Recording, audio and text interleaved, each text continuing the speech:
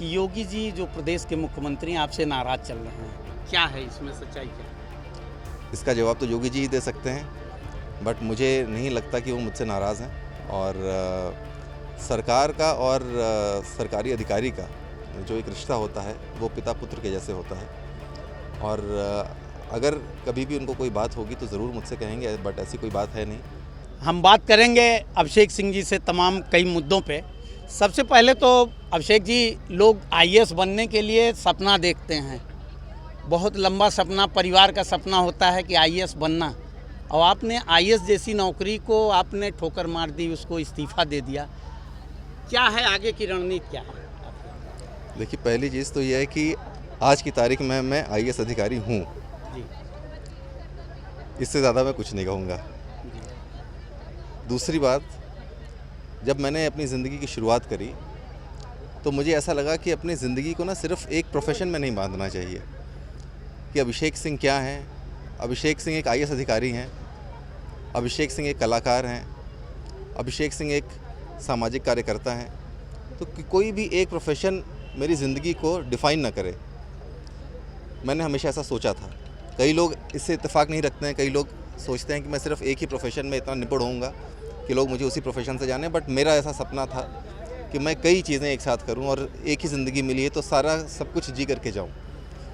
तो वही मेरी आशा है, वही मेरे दिल की कामना है, और मैं चाहूँगा कि एक ही ज़िंदगी में सब कुछ करके जाऊँ यहाँ से। अभिषेक जी, आपने इस्तीफ़ा दिया, इसको लेके तरह तरह की चर्चा, आखिर आपने इस्तीफ़ा दिया क्यों? मैंने आपसे कहा कि आज की तारीख में मैं आईएएस अधिकारी हूँ, भारतीय प्रशासनिक सेवा का एक अधिकारी हूँ। इससे ज़्यादा मैं कुछ नहीं कहना चाहूँगा आज। इस्तीफ़ा देने के बाद आदमी का दो ही होता है, आप जिस उसमें हैं, आप अभिनेता या नेता, दोनों में क्या आपकी ख्वाहिश है बनने की? देखिए, मेरी ख्वाहिश है एक बहुत अच्छा इंसान बनने की, और जितने भी लोगों की ज़िंदगी को मैं टच करूं, उन सभी लोगों की ज़िंदगी में मैं खुशियां लेकर के आऊं। इससे ज़्यादा बड़ा सपना और इससे अच्छा सपना मैंने आज तक कभी देखा नहीं, और मैं यही सपना लेकर के अपने ज़िंदगी को जीना चाहता हूं और यही करना चाहता हूं अपने जीवन में। जो मैं थोड़ा बहुत अभिनय के क्षेत्र में मैं गया हूं, अभी आप लोगों के माध्यम से मैं कहना चाहूँगा, एक मेरा नया गाना आने वाला है जिसको मैंने खुद ही गाया है, और उसमें सनी लियोनी जी हैं। उस गाने का नाम है मेरी पार्टी में कोई थर्ड पार्टी नहीं। बहुत मस्ती भरा गीत है, आप सब लोग उसको सुने और उसको एंजॉय करें। गणपति उत्सव से ही ये चर्चाएं शुरू हो गई, भाजपा के प्रदेश अध्यक्ष भूपेंद्र चौधरी का आना और तमाम ऐसे सीक्वेंसेस, जिससे ये चर्चाएं शुरू हो गई कि अभिषेक सिंह अब नेता बनने वाले हैं। 2024 के चुनाव को लेके चर्चाएं शुरू हो गई कि अभिषेक सिंह जौनपुर से प्रत्याशी हो सकते हैं। देखिए, चर्चाएं तो होती रहनी चाहिए, और अगर मेरे नाम पे इतनी चर्चाएं हो रही हैं तो बहुत अच्छी बात है कि इतनी मेरा नाम उस लायक समझा जा रहा है कि मुझे चर्चा में शामिल किया जा रहा है। मैं जौनपुर की मिट्टी से बड़ा हुआ हूं, और मुझे लगता है मैं ना एक मिडिल क्लास लड़के का सपना जी रहा हूं, और मुझे देख करके बहुत ढेर सारे मिडिल क्लास युवा जो हम जैसे ही परिवार में पैदा हुए, हम जैसे ही पढ़ाई लिखाई की उन लोगों ने, वो भी सपना देख सकते हैं कि आप ज़िंदगी में कुछ भी कर सकते हो। पढ़ लिख करके आप मेहनत से आईएएस बन सकते हो। आईएएस बनने के बाद आप जिस भी फील्ड में चाहो आप उस फील्ड में जा सकते हो, क्योंकि आपको इतना अच्छा एक्सपोजर मिलता है, आपको इतने लोगों के साथ में काम करने का मौका मिलता है, इतना कुछ आप सीखते हो, तो आपके अंदर टैलेंट की जो कमी होती है वो पूरी हो जाती है, आपको बहुत अच्छा एक्सपीरियंस मिल जाता है।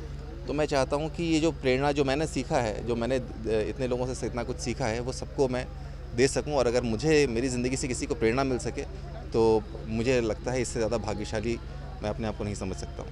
आप राजनीति में आते हैं तो उत्तर प्रदेश को चुनेंगे या महाराष्ट्र को?